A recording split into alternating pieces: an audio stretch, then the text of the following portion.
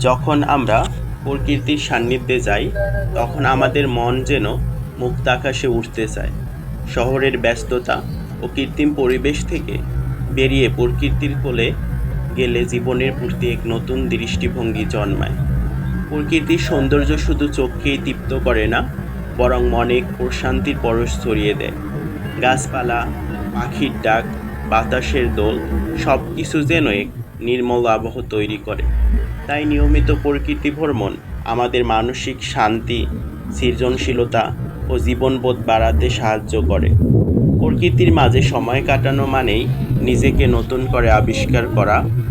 নদীর ধারে বসে থাকা, গাছের পাতায় বাতাসের মৃদু শব্দ শোনা কিংবা জ্যোৎস্নার আলোয় ভেজা পথ ধরে হাঁটাহাঁটি সবই এক ধরনের মানসিক মুক্তির নাম। প্রকৃতি ভ্রমণে মানুষের মধ্যে সৃষ্টি হয় দয়া, ধৈর্য ও প্রশান্তি।